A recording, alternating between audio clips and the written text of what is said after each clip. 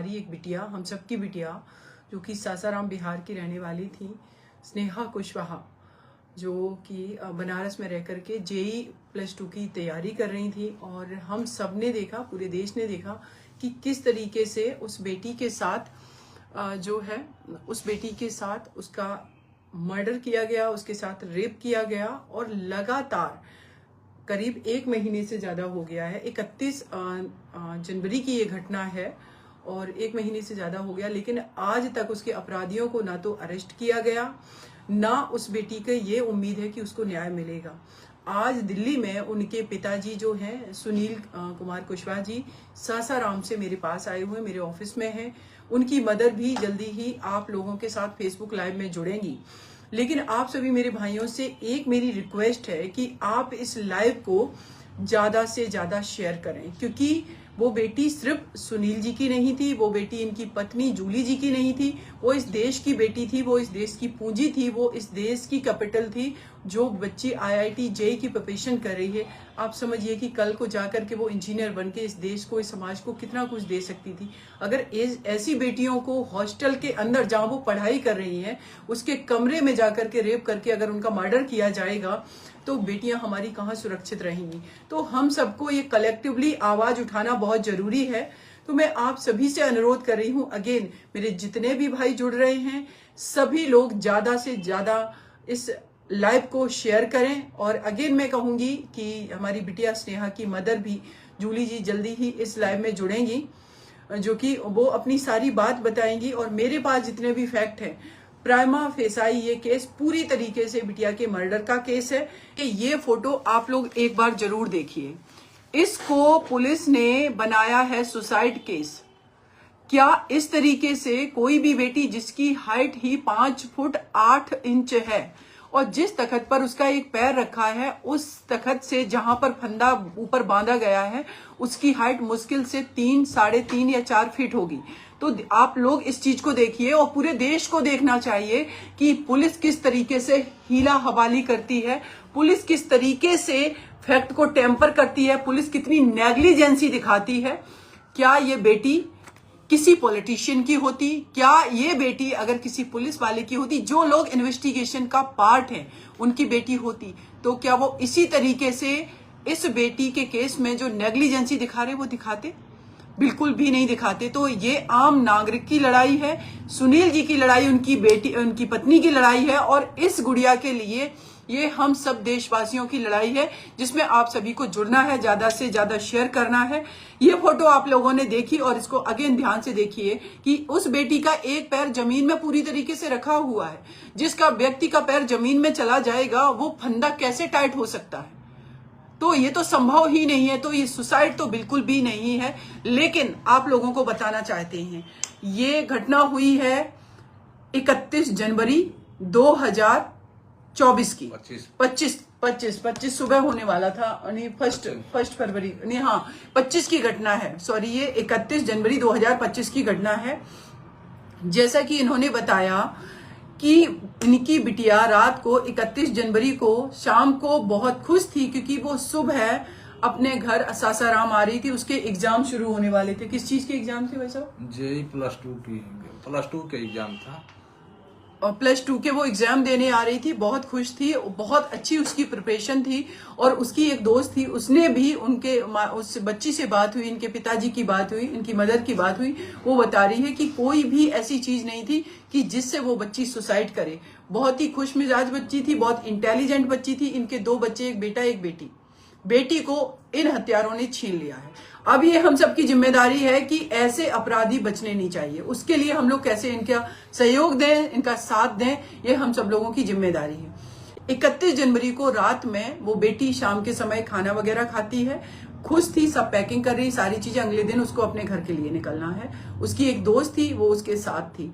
उसके बाद पता चला सुबह के समय एक कोई लड़का, उसने फोन किया इनकी मदर को कि आंटी आपकी बिटिया का ऐसे मैसेज आया। इन्होंने इमीडिएटली हॉस्टल की वार्डन को मैसेज किया, और हॉस्टल का आपको नाम बता दे रहे हैं, ये रामेश्वरम गर्ल्स हॉस्टल है, बनारस में है, जिसमें बहुत सारी बच्चियां रहती हैं।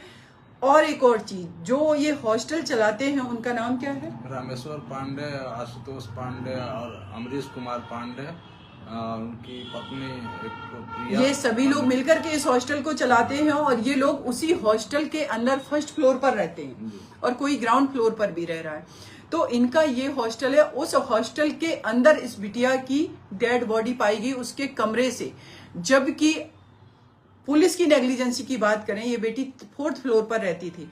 4th फ्लोर पर जब फ्लैट के अंदर जहां पर बच्चियों के रूम्स बने हुए हैं वहां पर अगर एंट्री करेंगे तो सीढ़ियों से जब जाते हैं ऊपर तो वहां सीसीटीवी कैमरा लगा हुआ है। पुलिस ने अभी तक उस सीसीटीवी कैमरा की कोई भी रिकॉर्डिंग इनको प्रोवाइड नहीं कराई है और उनका अभी तक ये नहीं पता चला कि उस रात को वहां पर कौन लोग आए हैं।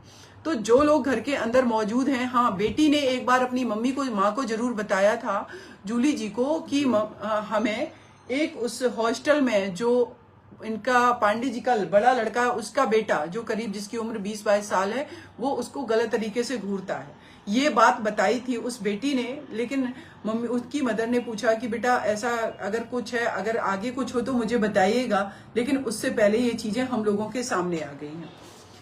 ये 31 जनवरी की घटना है।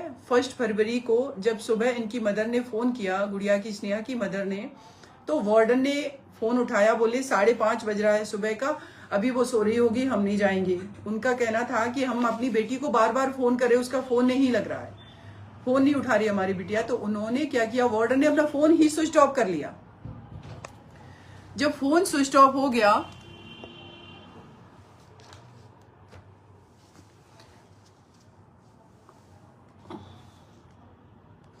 इसमें ज्वाइन नहीं हो पा रहे हैं एक्चुअली, इसमें टेक्निकल कुछ इशू होने की वजह से उनकी मदर जूली जी जो है वो ज्वाइन नहीं हो पा रही हैं। तो मैं उनको अभी फोन पर बात कराएंगे और वो अपनी सारी बात बताएंगे, आप लोगों के सामने रखेंगी। तो जब ये मॉर्निंग में इन्होंने फोन किया अपनी बेटी के पता करने के लिए, उस लेडी को भेजा जो वार्डन है कि आप जाकर के बताइए, वीडियो कॉल कीजिए। और जब वो वीडियो कॉल इन्होंने बार बार रिक्वेस्ट की, उसके बावजूद भी वीडियो कॉल नहीं किया गया। जब ये ऊपर गई हैं, इन्होंने और लड़कियों को बुलाया, देखा बस हल्का सा उस गेट जो है वो कुंडी नहीं लगी, बस बंद था, अंदर से वो गेट खुला हुआ था, सारी चीजें, हल्का सा पुश किया उसका गेट खुल गया। उस लड़की ने अंदर से कुंडी नहीं लगाई हुई थी और ना पुलिस, जब इन लोगों ने देखा, आप एक बार मुझे दिखाइए, वो कुंडी टूटी हुई नहीं है। अगर वो भी गेट बाहर की तरफ खुलेगा, अगर कोई अंदर से गेट लगाएगा, बाहर की तरफ अगर खींचेंगे तो डेफिनेटली वो कुंडी टूट जाएगी अंदर से, लेकिन ऐसा नहीं था। तो पूरी तरीके से इस केस में लीपापोती मैं कहूंगी की गई है। एक और चीज कहूंगी, पोस्टमार्टम जब भी होता, पंचनामा कराया जाता फैमिली मेंबर्स से। पुलिस ने ना मदर के, ना फादर के, ना किसी के भी दस्तखत नहीं कराए पंचनामा पे। पता नहीं किसके फर्जी दस्तखत करवा करके उस बेटी का इनकी परमिशन के बिना ही पोस्टमार्टम करा दिया। और उसके बाद आपको एक असंवेदनशीलता की एक और बात कहूंगी कि उस पोस्टमार्टम रूम में किसी ने उस बिटिया का, जो उसने सोने की चैन और सोने की बालियां पहनी हुई थी, वो तक चुरा ली। और जब इनको ने कहा कि हमारी बेटी ने सोने की चैन और बालियां पहनी थी, जब इन्होंने थाने में मांगी तो थाने से वो नकली ज्वेलरी दे दी गई। आप सोचिए कि आखिर इतना कौन प्लान कर रहा है कि सेम तरीके की ज्वेलरी आप नकली बनवा रहे हो और वो नकली ज्वेलरी दे रहे हो। ये बिटिया ने गले में पहनी हुई है चैन, और ये वाली चैन आप देखिए कितनी इसकी लंबाई है, ये नकली ज्वेलरी इनको दे दी गई। जब इन्होंने देखा इनकी मदर ने कि नहीं, ये तो मेरी बेटी का जेवर नहीं है। एक तरफ बेटी का पोस्टमार्टम हो रहा है, किसी ने अपनी बेटी खो दी है, किसी बेटी का मर्डर हो गया, दूसरी तरफ उसको उसकी ज्वेलरी को चुरा लिया गया।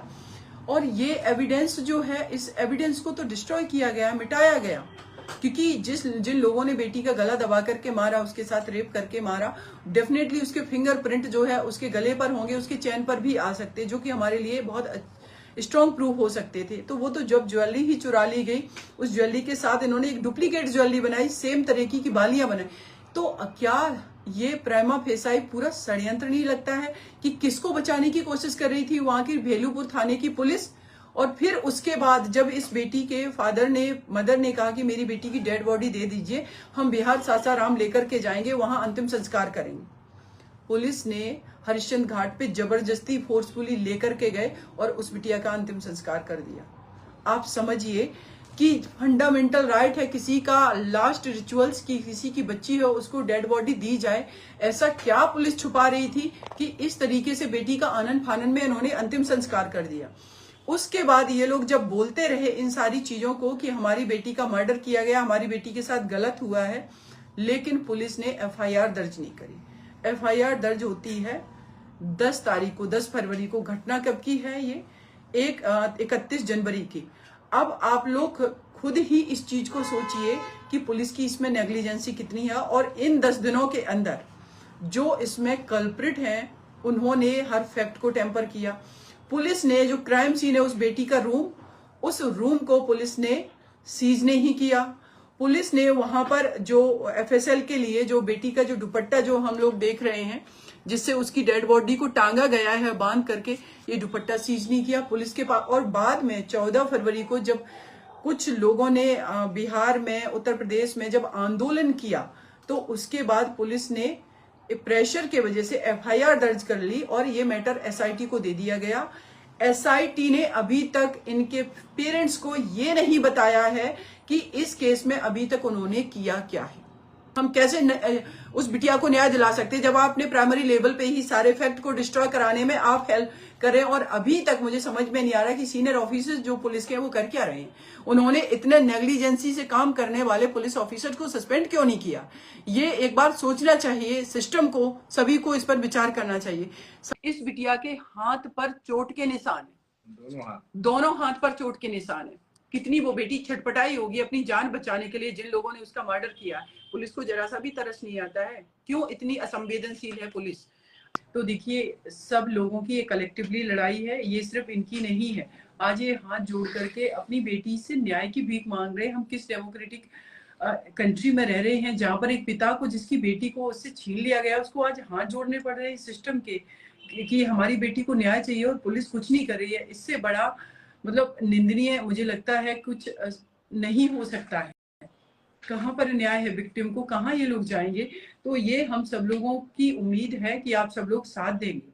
और साथ ही साथ मैं एक चीज कहना चाहती हूँ कि मैं सुनील जी के साथ हूँ। मैं उस गुड़िया स्नेहा के जस्टिस के लिए मैं लड़ूंगी और हम प्लान कर रहे हैं कि हाई कोर्ट में जो भी होगा, हाई कोर्ट के डायरेक्शन से कि पुलिस ने अभी तक क्या किया है वो सारी चीजें लड़ाई लड़ने के लिए हम तैयार हैं। बस फेसबुक पे जितने मेरे भाई जुड़े हुए हैं, ये सिर्फ फेसबुक भले ही डिजिटल प्लेटफॉर्म है लेकिन मैं हमेशा यहाँ पर ऐसा महसूस करती हूँ कि सब हम लोग 1 to 1 लाइव जुड़े हुए हैं, 1 to 1 एक दूसरे को जान रहे हैं। और जब हम ग्राउंड में जाते हैं आप सब लोग मिलते हैं, काम भी कर रहे हैं, तो ये हम सबकी जिम्मेदारी ज्यादा से ज्यादा शेयर करें और मेरा सहयोग करें, इनके साथ खड़े रहें। ये लड़ाई एक दिन की नहीं है, अभी तो हमारी ये फर्स्ट स्टेप की लड़ाई है। सिर्फ एफआईआर दर्ज हुई है और एफआईआर भी प्रॉपर जो इन्होंने कंटेंट लिख करके दिया था वो भी दर्ज नहीं हुई है, उसमें भी इन्होंने चेंज कर दिया है।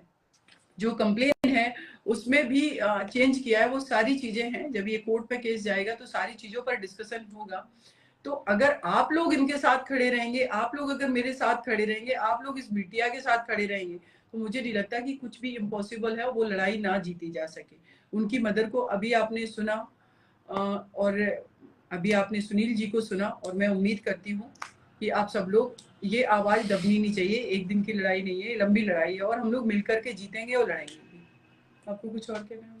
जी, हम जब मुख्यमंत्री जी से मिलने गए तो उन्होंने न्याय के लिए कहा कि हम न्याय पूरी तरह जांच करके किया जाएगा, न्याय दिलाया जाएगा और जो दरवाजा खोला है वही दोषी है। मुख्यमंत्री योगी आदित्यनाथ जी ने खुद कहा है, जबकि इसमें जब दरवाजा खोला गया तो लड़कियों द्वारा पता चला कि बात हो रहा है मम्मी से, वार्डन के मकान मालकिन से, और दरवाजा खोलने के लिए उनके पति गए हुए थे पहले से।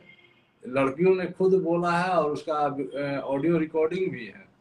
इन्होंने जो वहां पर काम करने वाली थी, जो कुक थी हॉस्टल में, जो बच्चों के लिए खाना बनाती, उसको भी बदल दिया गया। जो वहां पर झाड़ू पोछा घर की क्लीनिंग करती थी उसको भी बदल दिया गया। और सीसीटीवी कैमरे में 3-4 कैमरा बढ़वा कर और उसका छेड़छाड़ किया गया है सीसीटीवी फुटेज के को और बहुत सारे एविडेंस को मिटाया जा रहा है। दिन प्रतिदिन जितना ही देर हो रहा है उतना ही मिटाने का प्रयास किया जा रहा है इसमें। आगे हम लोग मिलकर के लड़ते हैं और देखते हैं, कोशिश करते हैं कि इस बिटिया को न्याय मिले। आप सब लोग साथ में रहिए, इनका सहयोग कीजिए, मेरा भी साथ दीजिएगा और हम जीतेंगे। और मुझे पूरी उम्मीद है कि मुख्यमंत्री जी से आपकी मुलाकात हुई, अगर उन्होंने आश्वासन दिया है तो हम लोग मिलकर के इस लड़ाई को जरूर जीतेंगे।